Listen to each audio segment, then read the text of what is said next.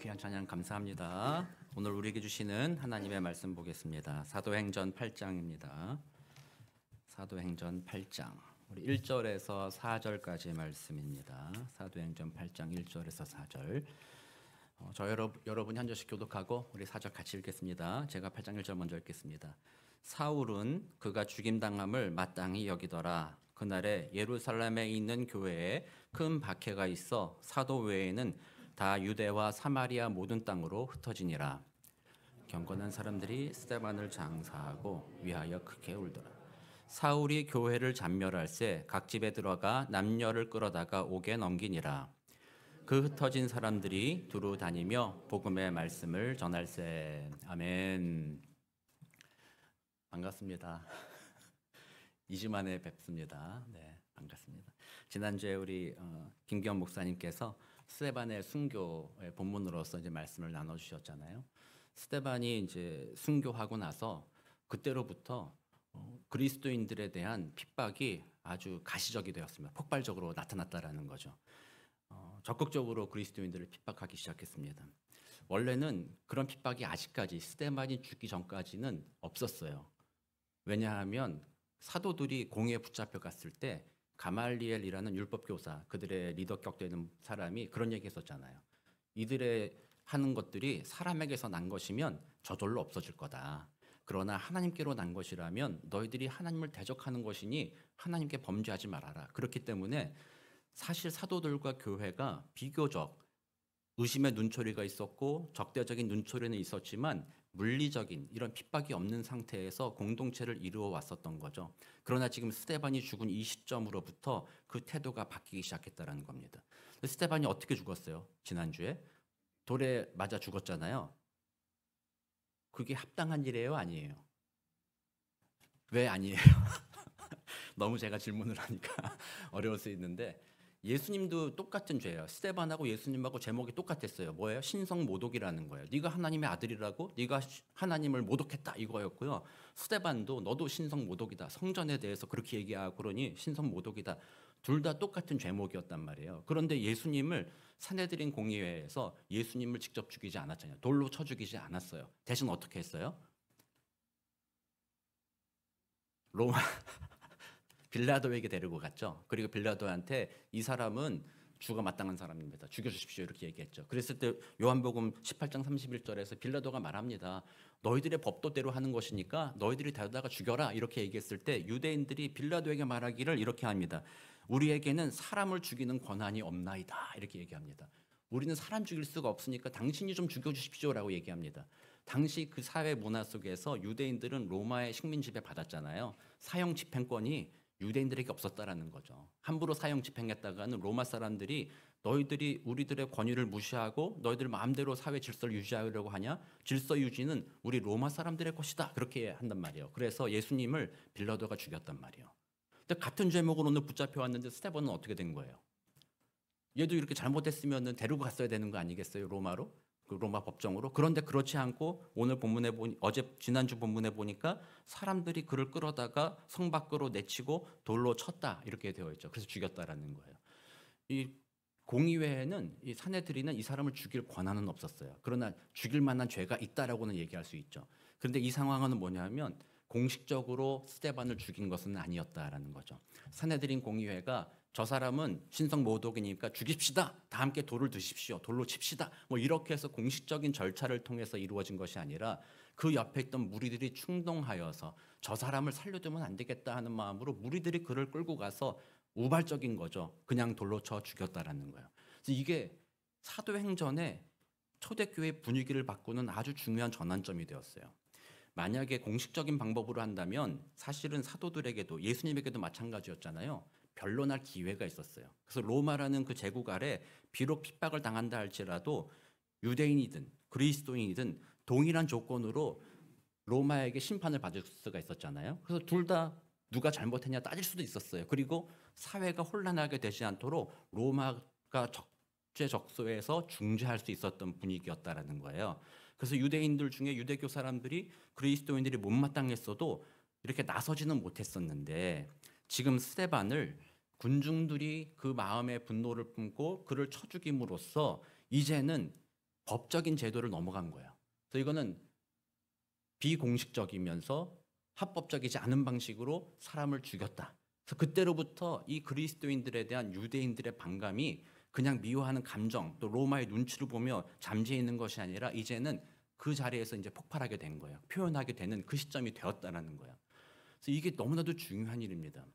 우리나라도 일제 식민지 시절에 있을 때 관동 대지진 당시 어떤 일이 있었어요? 지진이 나서 사람들이 많이 죽었는데 일본 사람들이 그랬잖아요. 누가 이 일을 저질렀냐 뭐 이렇게 얘기하면서 우물에다 독을 타는 걸 봤다 조선인들이. 그래서 정당한 적법한 절차를 거쳐서 누가 그랬는지 아닌지 변론할 기회도 없이 사람들 마음에 분노가 일어나기 시작하면서 보이는 족족 조선 사람들을 다 잡아 죽였던 그런 사건들이 있잖아요. 지금 초대교회에 지금 스테반을 죽인 사건이 마치 그와 같은 거라는 거예요. 이제는 그리스도인들 너희들에겐 법적인 뭐 절차 그런 거 필요 없어. 너희들은 이제 내 눈에 보이기만 하면 잡히기만 하면 너희들은 죽을 거야. 그 메시지가 바로 스데반을 데려다가 죽은 그 순간부터 시작이 된 것입니다. 그러니까 그날로 인해 오늘 우리가 본문에서 읽었듯이 8장 1절에 뭐라고 해요? 그날에 예루살렘에 있는 교회에 큰 박해가 있어라고 표현이 나왔잖아요.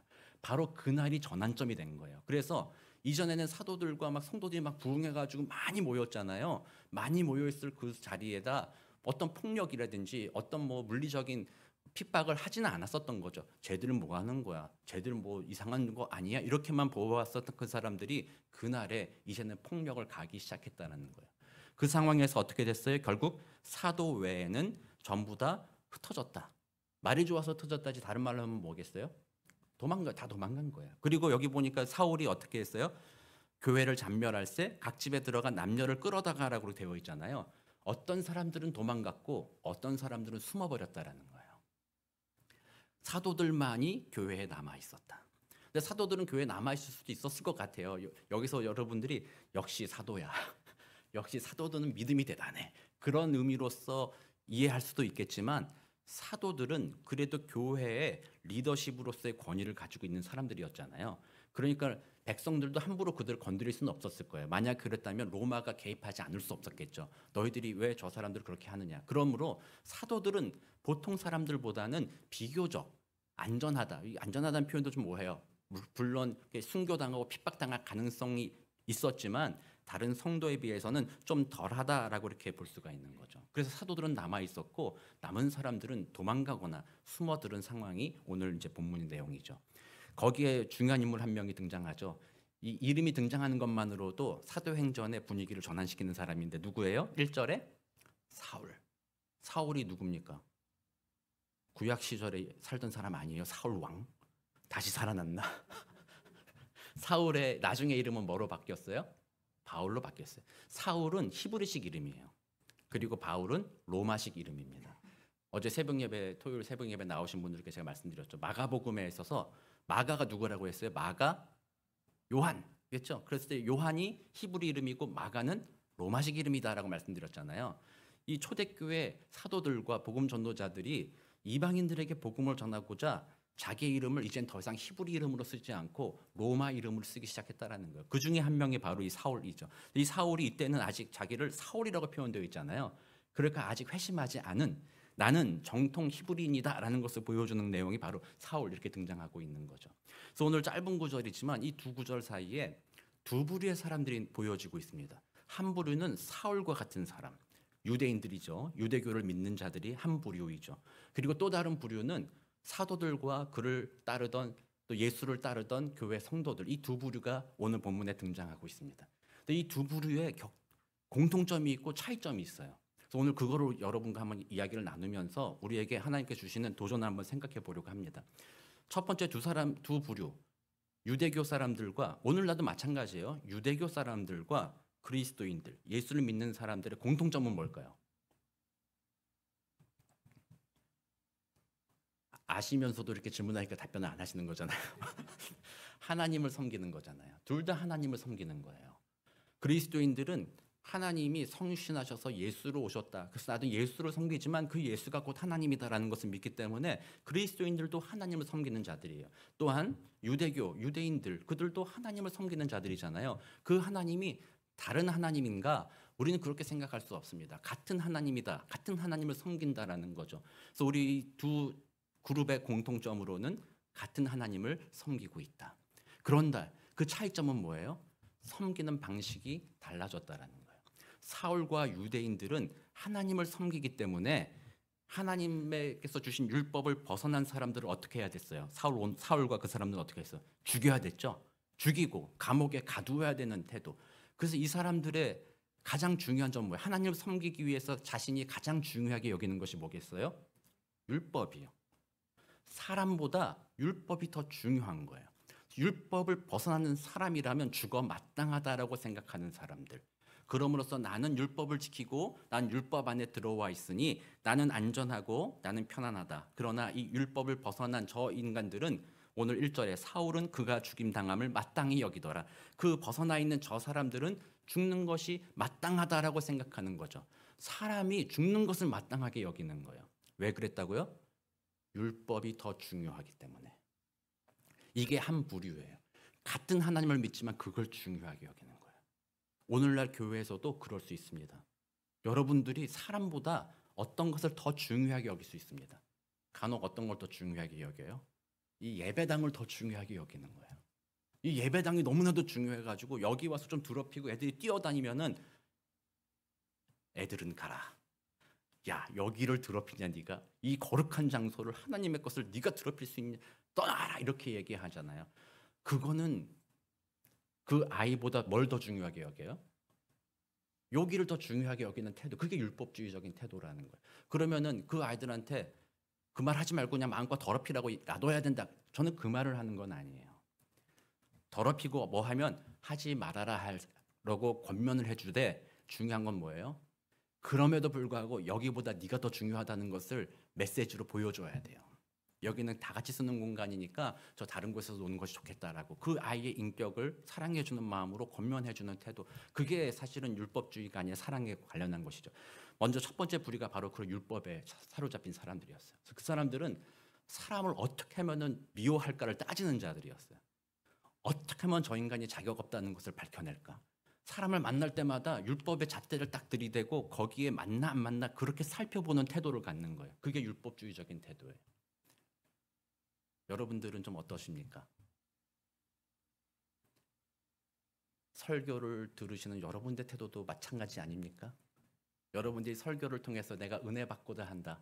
마음을 열고 설교를 들으세요? 아니면 설교 들을 때 저 목사의 오늘 설교가 맞나 틀리나?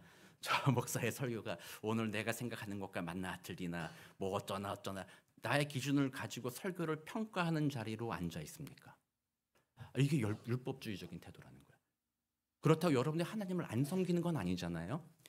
자칫 잘못하면 하나님을 섬긴다라는 이름을 갖고 그 믿음을 가지고 있지만 여전히 율법주의적인 태도 가지고 다른 사람을 그 율법 아래 두는 거죠. 아나무인이라고 하죠. 눈 밑에 둔다고 하죠. 모든 것 아래 두는 거예요. 어떤 분은 그게 율법일 수 있고 어떤 분은 이 교회당일 수도 있고 어떤 분은 자기가 세워놓은 어떤 기준일 수 있다라는 거죠. 그게 사울과 유대인들의 모습이었어요. 반대로 그렇다면 그리스도인은 어떤 모습을 보여줬나? 오늘 본문에서 한번 생각해 보면요. 사도 외에는 다 도망가고 숨었다고 했잖아요. 근데 우리가 이 앞부분에서 사도들이 어떤 일을 당한 걸 보았어요? 공회에 끌려가가지고 감옥에 갇히고 40에 하나 감한 매를 맞았잖아요. 그 매를 맞고 나올 때 사도들이 뭐라고 얘기했어요? 내가 다시는 안 할게. 내가 매 맞고 감옥에 갇힌 거 너무 힘들어. 난 다시는 안 할 거야. 다시는 안전할 거야. 이렇게 하지 않았죠. 오히려 뭐라고 그랬어요?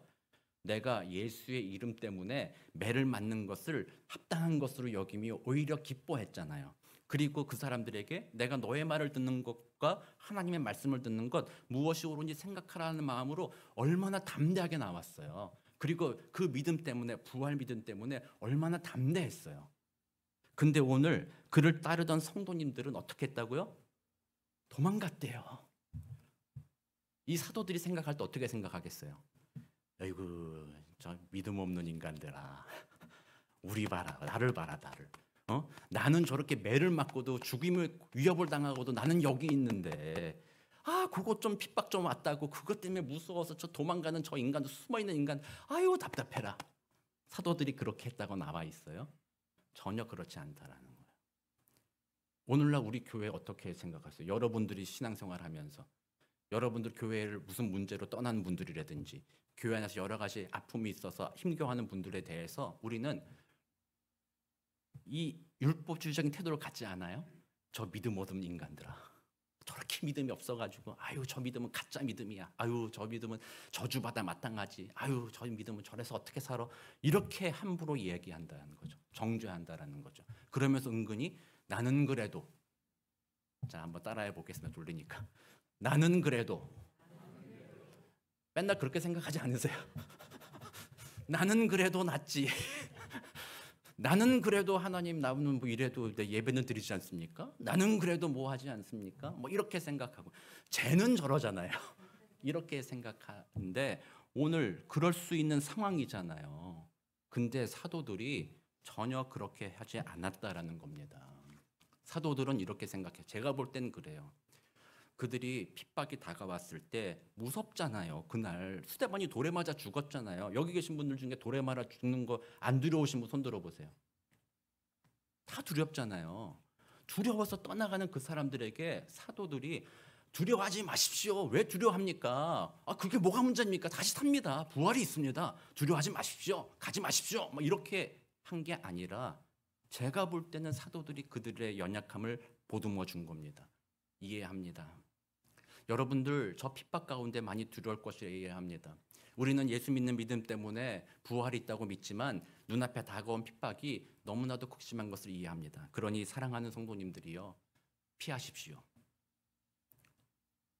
흩어지십시오. 숨어 지내십시오. 그러나 제가 여러분께 기도하겠습니다. 여러분들이 그런 방식으로 믿음이 없는 것처럼 보이고 박해를 피해 가서 여러분들의 연약함을 드러나 보인다 할지라도 여러분들이 기억할 게 있습니다. 그래도 예수님은 당신을 사랑합니다. 그래도 예수님은 당신을 용납합니다. 사도들이 복음이 바로 그거였어요. 복음이 만든 차이가 바로 이거였어요. 유대인들 같으면 어떻게 했겠어요? 봐라, 네 행동을 봐라. 네가 그렇게 행동하는데 무슨 구원이 있고 무슨 뭐 하나님이 널 용납해 주겠냐. 똑바로 살아. 예배를 똑바로 드리고 하나님 앞에 율법을 지키고 뭘 해야지. 너 그렇게 안 하는 너 인간아, 너는 망했다. 이게 유대인의 방식. 그러나 복음의 은혜를 입은 사람들이라면 그런 연약한 사람들을 이해해 주는 거죠. 그렇군요. 알겠습니다. 고통스럽죠. 피하고 싶죠. 피하십시오. 그러나 여러분들이 그렇게 실패했다고 해서 그 믿음의 연약함을 드러났다고 해서 하나님이 여러분들을 미워한다고는 생각하지 마십시오. 그럼에도 불구하고 하나님은 당신들을 그 가운데 사랑하시고 택하셨습니다. 와, 이 흩어지는 공동체에 대해서 사도들이 그 복음의 은혜로서 그런 메시지를 던졌을 때 처음에 이 사람들은 무서워서 도망갔던 거예요. 무서워서 도망갔습니다. 복음? 부활? 모르겠어. 지금 피하고 봐. 가려고 하는데 다른 사람들이었으면 우리를 저주하고 더 이상 너는 교회에 나오지도 마. 너는 출교야. 이렇게 하는 것이 마땅하다 생각했는데 오히려 사도들이 복음의 은혜 안에서 그래도 당신을 주님이 사랑하십니다. 그 이야기를 듣고 길을 가다 보니 진짜 그 복음의 은혜가 마음에 사무치게 된 겁니다. 이런 나를 사랑한다고? 이렇게 실패한 나를 사랑한다고? 이렇게 그 기준에 합당하지 않은 이 연약한 자를 위해서 예수님이 십자가에 죽으시고 부활하심으로 나의 행위로 인함이 아니요 오직 하나님의 사랑과 예수님의 그 공로로 인하여 나에게 구원의 은혜를 베풀어 주신다고 그것을 깊이 깨달은 겁니다. 그렇기 때문에 그들이 각 처에 가서 뭐 했어요? 4절에 두루다니며 복음의 말씀을 전했다. 떠날 때는 복음과 상관없었잖아요. 두려워했었잖아요. 근데 도착해서부터 복음을 전한다라는 거예요. 그 말은 그 과정 중에 이 교회 공동체가 보여준 복음에 합당한 태도를 보고 나서 진짜 복음이 우리를 자유케 하는구나. 진짜 복음이 우리를 품어주는구나. 사랑을 그 안에서 깊이 누렸기 때문에 도착하는 곳에서마다 이제는 살아있는 간증을 하는 것입니다. 사람들이요, 들어보세요. 내가 예루살렘에 있을 때 내가 죽음이 두려웠어요. 그래서 내가 그 자리에 나가지 못하고 무서워서 도망가 버렸다니까요. 도망가서 여기 왔습니다. 그런데 이런 나를 버리지 아니하시고 예수님이 그런 나도 사랑해 주신다라고 약속해 주셨어요. 그게 복음이에요. 와, 이 말을 이렇게 간증하니까 듣는 사람들이 어떻겠어요? 감동이 오는 겁니다. 그게 복음의 능력이며 복음이 만든 차이라는 거예요. 오늘날 우리 교회가 과연 그런 복음의 능력을 경험하고 있습니까? 여러분들이 오늘 이제 성찬식에 참여하게 될 텐데요. 성찬식에 참여할 때 무엇을 고백하며 참여합니까? 하나님 나 잘 살았잖아요. 하나님 나 열심히 살았어요. 돈도 정직하게 돈도 벌었고요. 다른 사람 돈인들 잘했어요. 잘했으니까 성찬식 참여할 만하지 않아요? 하나님 내가 용납받을 만하지 않습니까? 그 마음으로 성찬에 참여하는 것이 아니잖아요. 성찬에 참여할 땐 뭘 하는 거예요? 나 실패했어요. 나 죄인이에요. 난 구원받을 만한 자격이 없어요. 그런데 하나님이 날 먼저 사랑해 주셔서 예수 그리스도의 십자가의 공로로 나의 죄를 씻어주시고 나를 구원해 주셨잖아요. 나는 그걸 기억합니다. 그 믿음의 고백으로서 예수님을 기억하고자 성찬에 참여하는 거잖아요. 복음이란 바로 그거라는 거예요. 그리고 그 복음으로 우리가 은혜를 입었다면 이제는 우리로 하여금 주의 은혜로 주를 따라 살아는 올해 퀴어와 같이 우리도 그렇게 살기를 원하신다라는 거예요. 여러분들의 삶이 변화되어야 되는 거죠. 복음적으로 변화되어야 돼요. 교회가 그 복음으로 변화되지 않는다는 것은 복음의 능력을 경험하지 못했고 복음의 능력을 내 삶에 적용하지 못했기 때문인 거예요. 그러므로 교회가 나누어지고 그 안에서 다툼이 많아진다는 겁니다. 한국이민교회, 제가 지금까지 1.5세나 2세 되시는 분들을 많이 만나봤어요.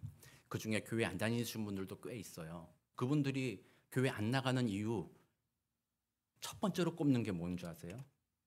교회에 사랑이 없어서라는 거예요. 자신들의 부모님이 다녔던 교회에서 목사와 장로님과 여러 성도들이 서로 싸우고 나누는 것을 보았을 때 그 사람들 마음에 나는 예수님은 싫지는 않아요. 복음으로 난 구원받는 것은 나는 감사해요. 그렇지만 저렇게 복음을 얘기하는 사람이 오늘도 우리 찬양을 사랑의 찬양을 얼마나 불렀습니까? 사랑 얼마나 외쳤습니까? 그렇게 외치는 사람들이 복음에 합당하지 살지 않음으로써 서로 미워하고 다투고 나누어지는 것을 보았을 때 그런 교회라면 가고 싶지 않아요라는 거예요. 예수님의 진정한 교회를 가지 않고 싶은 뭐라고 해야 돼? 예수님의 진정한 교회를 안 가고 싶은 게 아니라 그 복음의 능력이 사라져서 다투는 교회를 가기 싫다라는 거예요. 그러면 그들을 어떻게 돌아오게 할 수 있어요? 예수님의 진정한 사랑이 나타나는 복음 중심의 교회가 있다면 그 사람들은 분명히 마음을 열고 그 교회로 나올 수 있다는 거예요. 그 교회는 어떤 교회가 되어야 되겠어요? 그러면 여러분들이 어떤 것보다 사람 사랑하는 것을 우선시하는 거예요.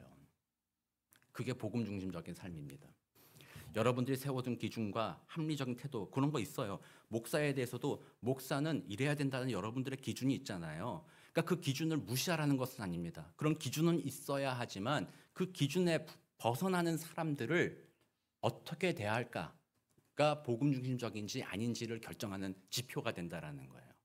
목사가 목사답지 않다고 해서 여러분들이 뭐라고 해야 돼요? 자꾸 제가 지난주부터 자꾸 목사가 그런 데가 얘기해가지고 죄송합니다만 예를 들려고 그러는 거예요. 제가 일부러 그렇게 하겠다라는 게 아닙니다. 목사답지 않게 행동하겠다 그런 게 아닙니다. 예를 들어서 말씀하는 겁니다. 목사가 목사답지 않아 보일 때에도 성도님들은 어떻게 해야 돼요? 그 사람을 중요하게 여길 수 있는 마음 가져야 된다는 거예요. 제가 목사로만 얘기했지만 옆에 있는 지체가 더 가까이 다가올 수도 있어요. 여러분 옆에 있는 지체가 여러분을 보기에 기준에 부합하지 않고 부족하다 할지라도 그 사람들 어떻게 대해야 돼요? 사랑으로 대해야 된다는 거예요. 그게 복음 중심적이에요. 그래서 그 사람들이 언젠간 변화될 수 있겠지. 그리고 그들의 부족함을 내가 어떻게 도와줄 수 있을까 생각하는 모습으로 살아가는 거 그게 바로 복음적인 태도이고 그것이 세상과 구별된 태도잖아요. 그것이 거룩한 그리스도인들, 복음의 은혜를 힘입은 사람들이 보여줄 수 있는 삶의 모습이다라고 말하는 거죠. 그래서 우리 교회가 좀 그런 교회가 되기를 원합니다. 서로 불편한 것도, 서로 다른 점도, 서로 실수한 점도, 연약한 점도, 또 어떻게 보면은 내 성에 안 찰 수도 있잖아요. 내 성에 안 차는 사람이 있을 수 있잖아요. 그럼에도 불구하고 그 모든 것을 구별짓고 나누어지고 미워하는 그런 것으로 삼는 것이 아니라 오히려 그런 것 가운데 그리스도의 사랑을 보여주어 그런 사람들에게 더 손을 내밀고 더 함께 가자고 얘기하고 내가 어떻게 도와줄 수 있을까를 손을 내미는 모습으로 살아가는 것. 그것이 복음적인 사람이에요. 그래서 이 오늘 본문에 나오는 사도와 교회가 그런 모습을 보여주었다라는 거예요. 그게 치유를 일으켰다라는 거예요. 사람들의 마음을 고치기 시작했다라는 거죠. 그러므로 복음이란 단지 천국 갈 때 필요한 티켓으로 끝나는 것이 아니라 진짜 그 복음의 은혜는 오늘 이 땅을 살아가는 우리들의 관계까지도 회복시켜 주셔서 어떻게 보면 장차 우리는 영광스러운 하나님 나라에 들어가게 되겠지만 이 땅에서조차도 그 하나님의 나라를 맛볼 수 있게 만들어주는 것이 복음의 능력이다라는 거예요. 그래서 여러분들이 주님 앞에 기도해야 됩니다. 성령님 내게 그 은혜 좀 주십시오. 기도해야 됩니다. 복음의 은혜가 나를 사로잡게 하여 주옵소서. 여러분들 오늘 이제 성찬 예식에 참여하게 될 텐데요. 먼저 회개하면서 성찬 예식에 참여하게 될 겁니다. 무슨 회개를 해야 되겠냐? 혹시 여러분들 마음에 그동안 미워했던 사람들이 있는지 생각해 보세요. 내가 미워했던 사람. 혹은 내가 생각할 때 내가 같이 가고 싶진 않은 사람이야. 저 사람은 나랑 좀 그래. 이렇게 생각하면서 거리를 두었던 사람들이 있는지 생각해 보는 겁니다. 그렇게 사는 거는 세상 모든 사람이 그렇게 살아갑니다. 세상의 율법주의적인 태도가 바로 그런 모습입니다. 그러나 복음의 능력을 힘입는 사람들은 불편해져야 됩니다. 내가 저 사람을 미워하는 것이 불편해져야 됩니다. 저 사람이 내게 불편해지는 게 되면 안 돼. 반대예요. 저 사람이 난 불편해 이게 아니라 내가 그 사람을 불편하게 여기는 내가 불편해져야 됩니다.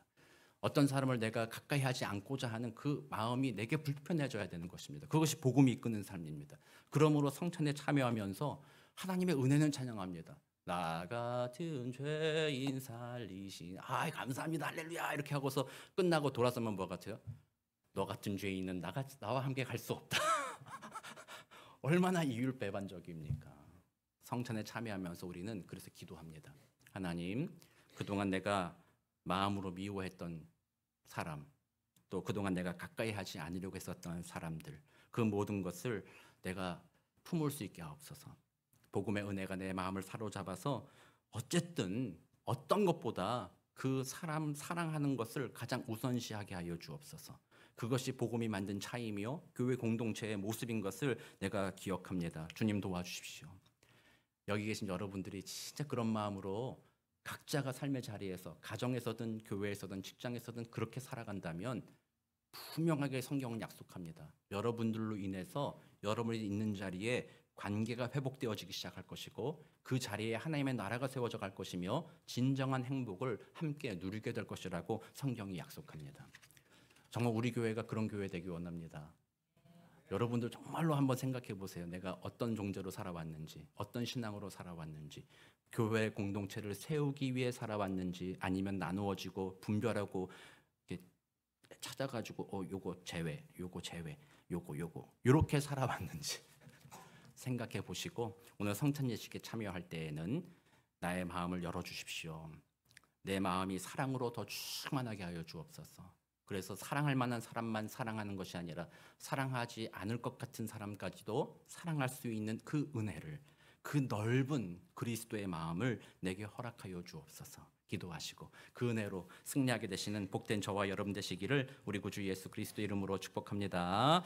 기도하겠습니다. 사랑과 은혜가 많으신 아버지 하나님 감사합니다. 예수님의 십자가의 복음, 나 같은 죄인을 살리신 복음입니다. 내가 주님 앞에 온전하지 않고 주님 앞에 완벽하지 않았는데 오히려 주님의 원수와 같이 행동했음에도 불구하고 하나님은 나를 사랑하시고 예수로 말미암아 나를 구원하여 주사 하나님의 자녀 삼아 주셨으니 하나님 참 감사합니다. 이제 우리는 그 복음의 의미를 나타내는 성찬에 참여합니다. 이 성찬의 은혜를 우리 마음에 충만하게 부어주사 이제는 우리의 삶이 복음에 합당한 삶 되기를 원합니다. 복음이 만들어낸 차이, 정말로 사람을 사랑하고 섬기는 삶으로 우리들의 삶이 변화되어지는 귀한 은혜가 있도록 주여 도와 주옵소서. 감사드리며 살아계신 우리 주 예수 그리스도 이름으로 기도드립니다. 아멘.